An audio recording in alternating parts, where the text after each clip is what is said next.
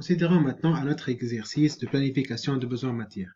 Donc ici, à l'aide des informations fournies dans le tableau et de la nomenclature, on nous demande de réaliser un plan de besoins en matière. La règle à suivre est de remplir niveau par niveau, c'est-à-dire que je remplis le niveau 0, ensuite je passe au niveau 1, ensuite au niveau 2 et ainsi de suite. Donc ici, le produit fini est le produit X. Il est au niveau 0. Ensuite, pour le niveau 1, j'ai Y, et pour le niveau numéro 2, j'ai le composant U, étant donné que U est un composant d'un composant qui appartient au niveau numéro 1. Donc dans le tableau, on nous indique le stock initial pour chaque composant. Donc pour X, j'ai 0, ensuite 25 et 75 respectivement pour Y et U. Le stock de sécurité est nul. J'ai des réceptions programmées pour le composant U qui sont égales à 50 au niveau de la semaine numéro 2. Et j'ai aussi une demande indépendante qui est égale à 50 pour le produit X à la semaine numéro 6 et qui est égale à 100 à la semaine numéro 8. Pour Y, je n'ai aucune demande indépendante. Pour U, j'ai une demande indépendante, c'est-à-dire une demande supplémentaire qui est égale à 100 au cours de la semaine numéro 3. Pour les délais de livraison, pour X, c'est 0, pour Y, c'est 1 et pour U, c'est 2. Ensuite, pour les politiques de lotissement, pour X et U, je suis une politique de lotissement qui est le lot par lot. Et pour Y, j'ai une politique de lotissement qui suit une quantité économique de commande qui est égale à 30. Donc le minimum à commander sera égal à 30 pour Y. Maintenant, passons au calcul. Donc pour les calculs, je commence avec le niveau 0, c'est-à-dire je commence avec X. Pour X, j'ai des besoins bruts qui sont 50 et 100 au niveau des semaines 6 et 8. Pour les semaines de 1 jusqu'à 5 et la semaine 7, je n'ai aucun besoin brut. Mon stock initial pour X est égal à 0, donc mon stock final prévu sera égal à 0 pour les semaines de 1 jusqu'à 5, étant donné que je n'ai aucun besoin brut et aucune réception programmée, ni un stock de sécurité à considérer. Commençons directement avec la semaine numéro 6. Pour la semaine numéro 6, j'ai un besoin brut qui est égal à 50. Étant donné que le stock final prévu est égal à 0 et que je n'ai aucune réception programmée, je calcule directement le besoin net. Le besoin net sera égal à 50 moins 0, soit 50. Étant donné que j'ai un besoin net qui est positif, qui est égal à 50, je dois avoir une réception planifiée qui est égale à 50. Et étant donné que le délai est égal à 0 et que je suis une politique de lotissement qui est le lot par lot, donc je dois lancer la planification à la même semaine pour la recevoir en même temps. Ensuite, je calcule le stock final prévu. Le stock final prévu sera égal au besoin net moins les réceptions planifiées, donc ça sera égal à 0. Ensuite, pour la semaine numéro 7, étant donné que je n'ai aucun besoin brut et que mon stock final prévu est égal à 0, donc je n'ai pas de besoin et mon stock final sera égal à 0. Ensuite, je passe à la semaine numéro 8. Pour la semaine numéro 8, j'ai un besoin brut qui est égal à 100. Étant donné que le stock final prévu à la période numéro 7 est égal à 0, donc mon besoin net à la période numéro 8 sera égal à 100 moins 0, soit 100. Et étant donné que le délai de livraison est nul et que je suis une politique de lotissement de lot par lot, donc je dois avoir une réception planifiée qui est égale à 100 et que je lance la même semaine, c'est-à-dire à la semaine numéro 8. Pour finir à la fin avec un stock final prévu qui est égal à 0, étant donné que mon besoin net est égal à 100 et ma réception planifiée est égale à 100.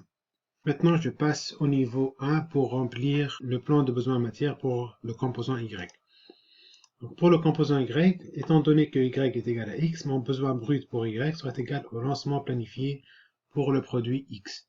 Donc ça sera égal à 0 pour les semaines de 1 jusqu'à 5 et la semaine 7. Ça sera égal à 50 pour la semaine 6 et 100 pour la semaine numéro 8. Je n'ai aucune réception programmée pour le composant Y. J'ai un stock initial qui est égal à 25. Donc ce stock restera le même pour les semaines de 1 jusqu'à 5 et je commence directement avec la semaine numéro 6. Pour la semaine numéro 6, j'ai un besoin brut qui est égal à 50, étant donné que le stock final prévu une semaine avant est égal à 25, donc j'aurai un besoin net qui est égal à 50 moins 25, soit 25. Étant donné que la quantité économique de commande est égale à 30 et que le délai de livraison est de une semaine, donc je dois avoir une réception planifiée qui est égale à 30, c'est le minimum à commander, et je dois lancer la production ou la commande une semaine avant, c'est-à-dire à la semaine numéro 5. Donc je lance 30. Ensuite, je calcule le stock final prévu pour le composant Y. Le stock final prévu sera égal à 30 moins 25, donc ça sera égal à 5. Ensuite, je passe à la semaine numéro 7. Pour la semaine numéro 7, j'ai un besoin qui est égal à 0. et je n'ai aucune réception programmée, donc mon besoin net sera égal à 0 et le stock restera le même, c'est-à-dire il restera égal à 5. Ensuite, pour la semaine numéro 8, j'ai un besoin brut qui est égal à 100, un stock initial, c'est-à-dire un stock à la semaine précédente qui est égal à 5, et donc mon besoin net sera égal à 100 moins 5, soit 95. Étant donné que la quantité économique de commande est 30 et que mon besoin net est supérieur à la quantité économique de commande, donc je dois avoir une réception planifiée qui est égale à 95 et que je dois lancer une semaine avant, vu que le délai est égal à 1. Et au final, je calcule le stock final prévu pour cette période qui sera égal à 95 moins 95, soit 0. Maintenant, je passe aux composants du niveau 2. Pour le niveau 2, j'ai U qui est égal à 3x plus 2y. Donc pour calculer les besoins bruts, je dois considérer les lancements planifiés pour y et pour x. Le lancement planifié pour les semaines de 1 jusqu'à 4 est égal à 0 pour x et y, donc ça sera égal à 0. Ensuite, pour la semaine numéro 5, j'ai un lancement planifié qui est égal à 30 seulement pour y.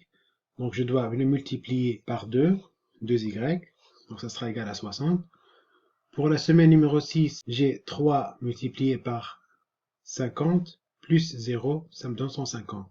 Ensuite, pour la semaine numéro 7, j'ai 3 fois 0 plus 2 fois 95, ça sera égal à 190. Ensuite, pour la semaine numéro 8, j'ai 3 multiplié par 100 plus 2 multiplié par 0. Donc ça sera égal à 300. Ensuite, j'ajoute la demande indépendante. Pour le composant U, on nous indique que la demande indépendante à la semaine numéro 3 est égale à 100.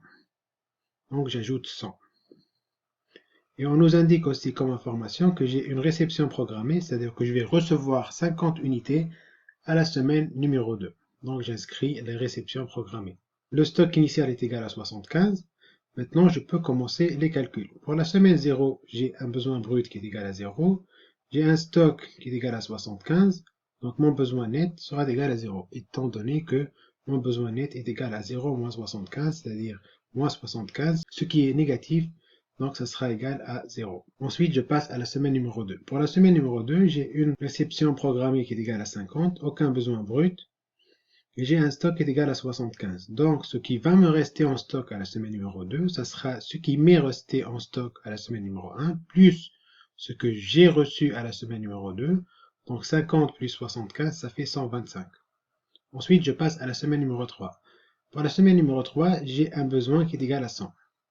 Étant donné que j'ai en stock 125 unités, donc mon besoin net sera égal à 100 moins 125, ça sera moins 25. Étant donné que c'est négatif, donc j'inscris 0, je laisse vide, et j'aurai en stock 25 unités. Ensuite, je passe à la semaine numéro 4. Pour la semaine numéro 4, j'ai un besoin brut qui est nul, aucune réception programmée, et j'ai en stock 25 unités. Donc mon besoin net sera nul, et mon stock final prévu, ça sera égal à 25. Donc ce qui m'est resté en stock restera en stock étant donné que je n'ai rien consommé. Ensuite, je passe à la semaine numéro 5. Pour la semaine numéro 5, j'ai un besoin brut qui est égal à 60. J'ai en stock 25 unités. Donc mon besoin net sera égal à 60 moins 25, soit 35. Je dois avoir une réception planifiée qui est égale à 35. Et vu que le délai de livraison est égal à 2 semaines, donc je dois lancer la production ou la commande 2 semaines avant. Donc je lance à la semaine numéro 3 pour recevoir à la semaine numéro 5. Et ensuite, je calcule le stock final prévu qui sera égal à 35 moins 35, ça sera égal à 0. Ensuite, je passe à la semaine numéro 6. Pour la semaine numéro 6, j'ai un besoin brut qui est égal à 150. Je n'ai rien en stock, donc mon besoin net sera égal à 150. Et je dois avoir une réception qui est égale à 150 que je dois lancer 2 semaines avant, c'est-à-dire à la semaine numéro 4. 150 à la semaine numéro 4.